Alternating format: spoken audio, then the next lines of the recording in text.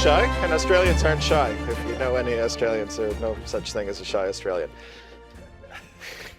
Thank you very much, everybody. And again, it wouldn't be an Urbana presentation for me from the Canadian Securities Exchange to thank the management team, obviously Tom, chairman, and so on, and the shareholders of Urbana who have supported the Canadian Securities Exchange, frankly, in our hour of need, which was about 14 years ago, and enabled us to cross the divide, the threshold from that wannabe startup that was undercapitalized and struggling to make ends meet, to put it mildly. You know, the 3 o'clock wake-ups with wondering whether you're going to make payroll on Friday or not was, you know, I could do without that again. But we, with the support, the advice, I can't tell you how open and available the team at Urbana has been with their advice and support, opening doors for us, not just in Canada, but around the world. We've been able to get across to that boundary. And we are, as you will see from some of the points in my presentation, a force in the capital formation process in Canada and beyond. So, quick primer about the Canadian Securities Exchange for those of you who are new to the organization. As I mentioned, we were founded actually back in 2003, and our mission is to really focus on what we believed passionately from the beginning is the addressable market in the Canadian public equity space, and that is early stage companies. We saw a gap. We saw a, well, let's just say a monopoly provider of services that may not have been as focused on, customer service or lower costs or faster paths to accessing public capital as they might. And you know, we needed to fill that gap or, you know, at worst, force these folks to up their game. In any event, the thesis has proven to be completely accurate. There have been years in the last 5-6 years where we've been the fastest growing cash equities market in the world by terms of the number of companies that have come in. And the other thing is we're not padding our stats with ETFs and structures and capital pool corporations and SPACs. Every company that we are listing is an active business that is looking in its own way to disrupt some market by supplying the need for critical minerals or precious metals, or on the technology side, the life sciences. And of course, a few years ago, I was known as the king of cannabis because we worked with the cannabis industry in Canada and the United States and Israel and internationally to provide badly needed capital to a fast-growing life sciences and consumer products segment, which currently employs about 100,000 people in the United States. Gross sales at this point are $60 to $70 billion annually from the legal market, and none of that would exist if it wasn't for the Canadian Securities Exchange. So that really helped put us on the map, break down the barriers, and as I say, establish us as a meaningful part of the capital formation process in Canada and beyond. I'm not going to lie, things have been a little slow the last couple of years. We topped out at about 840 companies, and we've seen sort of the natural attrition rate that you would expect from some of the early cannabis days. But I think we're bouncing off of the bottom in terms of the number of issuers. As you can see, we're at, I'm not wearing my glasses. As of yesterday, it was 739 issuers that were listed on the exchange. But the important numbers are things like last year, the companies on the exchange listed or raised $3.5 billion. And that is growth capital. It's badly needed. And the other aspect to that is it was almost 1,000 transactions. So 4 to 5 transactions every business day were being completed by these companies, which gives you a sense of just how active the issuers are on the companies. They're not shells. They're not inactives or whatever. These are companies that are pursuing real business objectives and trying to build wealth for their shareholders. Now, last year at PDAC, we had the opportunity, the Prospectors Developers Association of Canada, you may notice 35 or 40,000 miners just down the street. And if those of you are staying in from out of town, you'd notice the hotel rates are pretty high this week, to put it mildly. But we knew that having achieved the position that we have in Canada, yes, there's some more growth, but if we were really going to keep punching above our weight, we had to get bigger. We had to be more impactful. And we were looking at different opportunities, where there are things in the United States, where there are international, overseas, and so on. And we had the opportunity to meet with their colleagues from the National Stock Exchange of Australia. And basically, when Max and I had a chance to sit down and look at, he was raising money, he was raising $2 or $3 million at the time. I saw us in 2010, and including the black circles under his eyes from waking up at 3 o'clock in the morning wondering he's making payroll on Friday. So I'll turn it over to Max to talk a little bit about the National Stock Exchange of Australia. But the punchline to the story is Max was so impressive, and we believe there's such an important opportunity for us to grow our business collectively in Australia, and between Canada and Australia, we bought the company. Yeah, thanks, Richard. So, look, I think that's a great intro for who NSX is, the National Stock Exchange of Australia. I say on this slide, firstly, the most important number is the smallest, the Tier 1 licence. So there are only 2 of them in Australia. One of them is the ASX and the other are the NSX. And that licence enables us to do everything from listing, trading, market announcements, end to end. Look, those licences are just very rarely given out by the regulator, and a huge barrier to entry. So, firstly, if we look at the market and what we think is the opportunity, my background was 10 years with Macquarie, 10 years with Goldman, and 10 years with the ASX. And I saw in the last few years at the ASX the wheels really coming off in terms of the ASX becoming an activist. And what do I mean by that? It was preventing companies accessing capital by making decisions on behalf of investors in terms of whether the risk of this company was appropriate to the public market. In my view, disclosure is the source for risk, and there are several companies that either wouldn't come to market under the current regime that have created tens of billions of dollars of wealth, but perhaps probably the most important one was a company now listed on NASDAQ called Iron Energy. It's actually an Australian company, Bitcoin mining out of British Columbia, and it's diversified into a whole range of businesses. It came to ASX with a market cap of 300 million, and ASX determined, no, we cannot allow a company like this to come to the market. Investors should not have access to this asset class. It's too risky. It's listed on NASDAQ, incorporated in Australia, operating in British Columbia, market cap today $25 billion. All of that wealth has been transferred to US investors at the cost of Australian investors.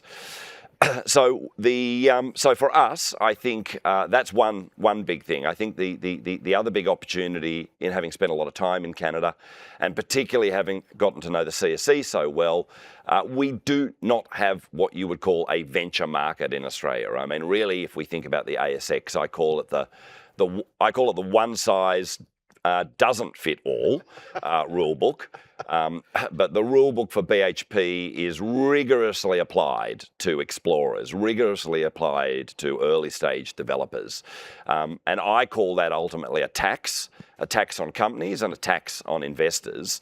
And ultimately, a huge waste of everyone's time. So the venture market, whether it's the guys we don't talk about or the CSE, nevertheless, it's a rule book that enables people to access higher risk investments and enable companies for people to ultimately know what that looks like.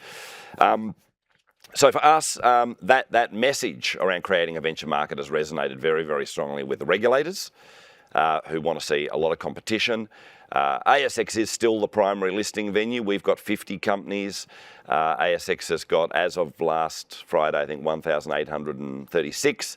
When I left ASX, it had 2,500 companies, and that was 3 years ago. So you can see the direction there, and that direction is alarming regulators and also policymakers in Canberra.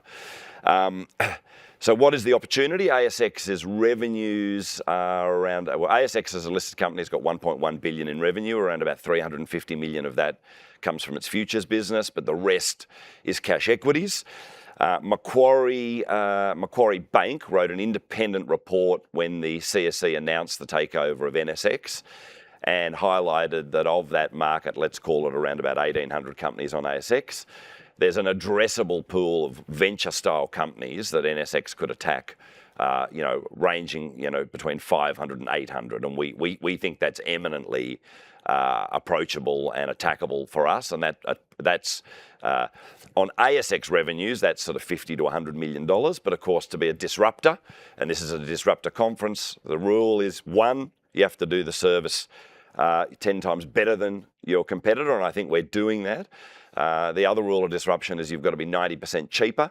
Our fees are around about 50% cheaper than ASX, but a lot of those savings come in what I call compliance hours, dealing with the regulator. So I think there is a mathematical process where we are 90% cheaper.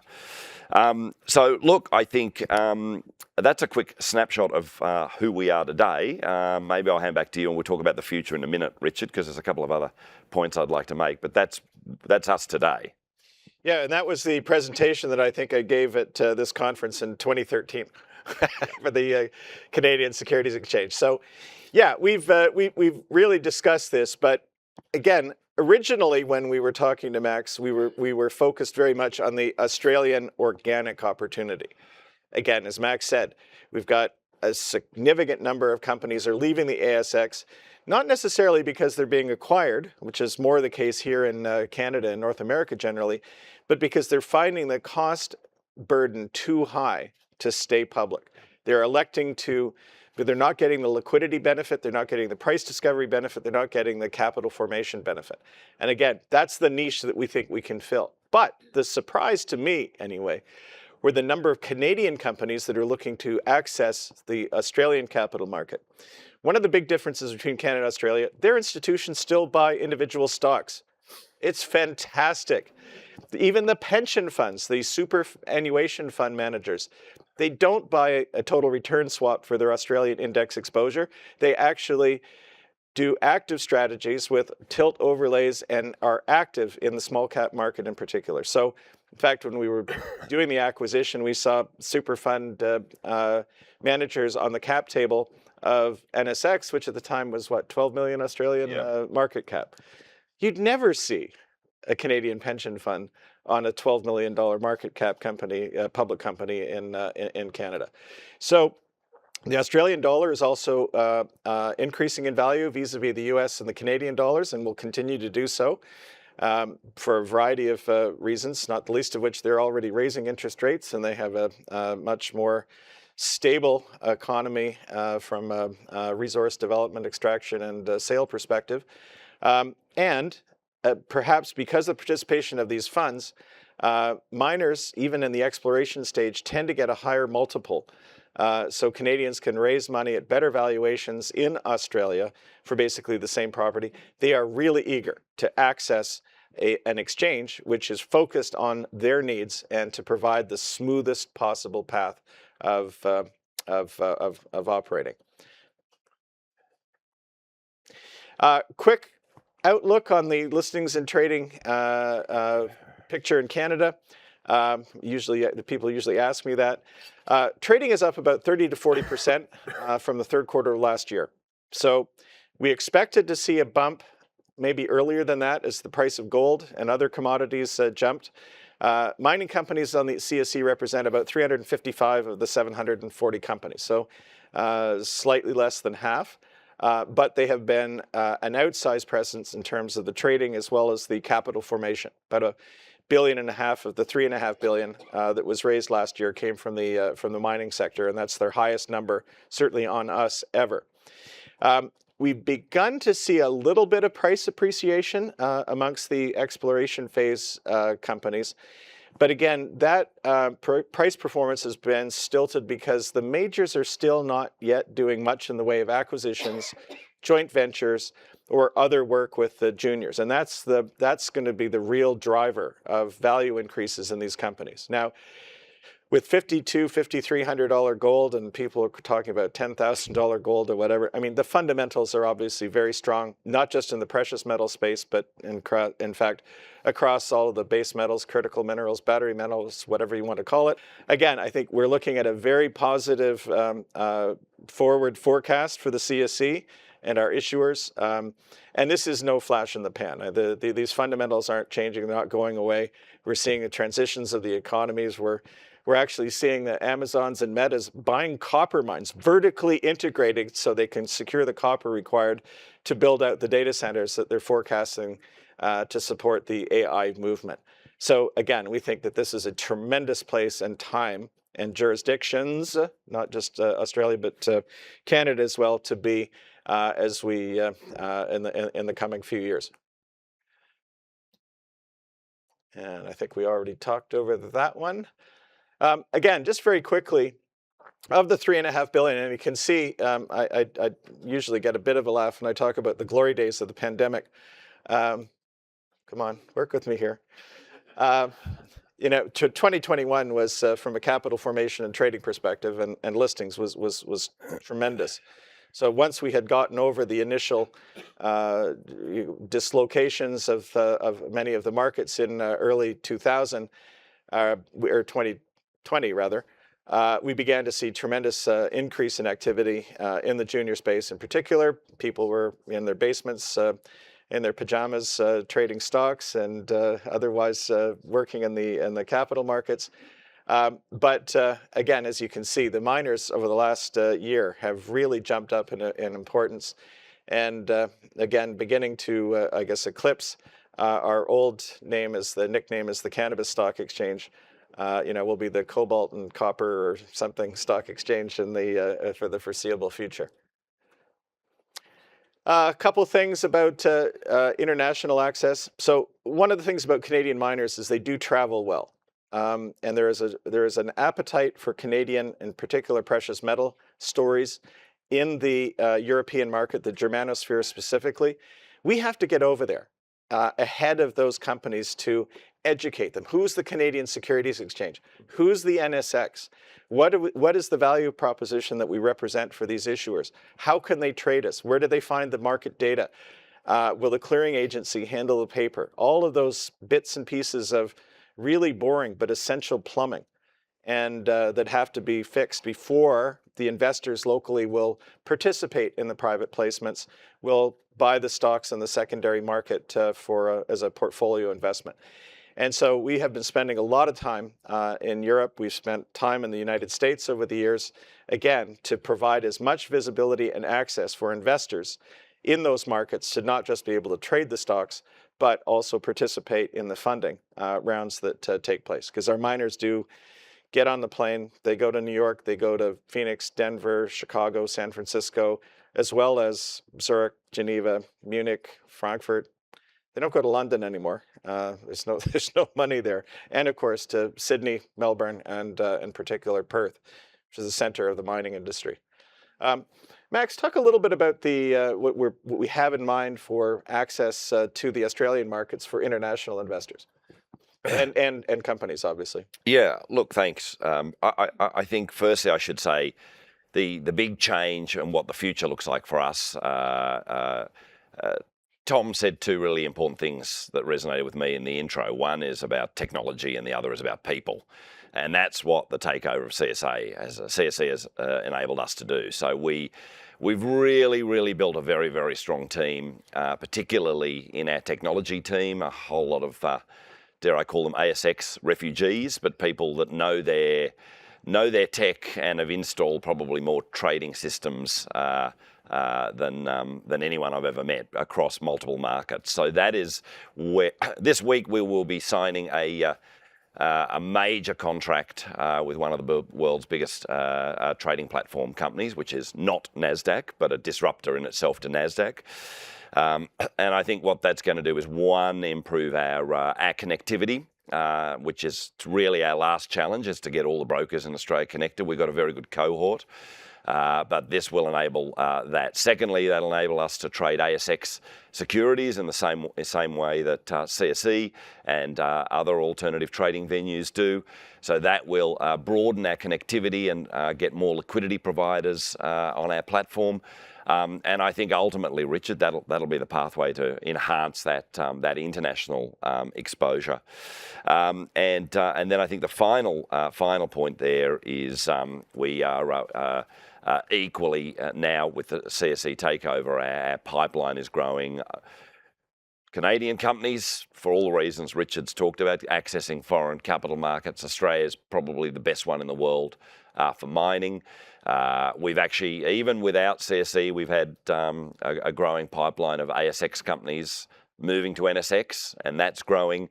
And then probably the most exciting thing, or again, a reflection of the market and where I talked about at the intro, ASX is the only market in the world, or Australia is the only really developed market in the world that doesn't have any crypto companies listed.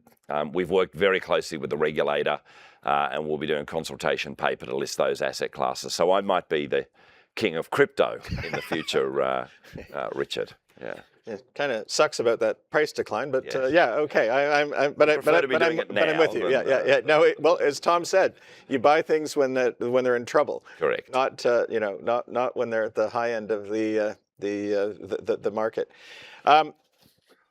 The other reason that I'm particularly glad to be here today is that when Anthony Albanese, the Prime Minister of Australia, announced that Mark Carney had been invited to speak to the Australian Parliament, Max and his team sent an invitation to the Canadian High Commissioner in Australia. The Prime Minister's, copied everybody we know, and we didn't actually hear back from them until last week. And we got an invitation to a Teams call from the Canadian consul in Sydney, because of course the High Commission is in Canberra. Because they did that, they couldn't have it, the capital in Sydney or Melbourne, so they had to put it in Canberra, somewhere in the middle, and nobody would be offended. And all the Ottawa jokes apply equally to Canberra, to the town that fun forgot, and Canberra nightlife is the oxymoron, and all that stuff. But anyway. But the point of the story is I was terrified that, in fact, they were going to say yes. Because if the Prime Minister is dropping by your office in Sydney, I was going to have to be there, which would have been, continuing the theme of disruption, deeply disruptive to the work that we've been doing this week at PDAC and a lot of other things that are going on. But of course, you got to do it. Anyway, they were calling us to say, no, that Mr. Carney was too busy, and appreciated the invitation, but I wasn't able to drop by. Yes, I was so delighted. But I'm equally delighted that we've traded Mr. Carney for Max and a couple of first-round draft picks. Given it's the trade deadline coming up, and I think we did well on the trade. I think so. Okay, well, thank you very much, everybody. Pleasure.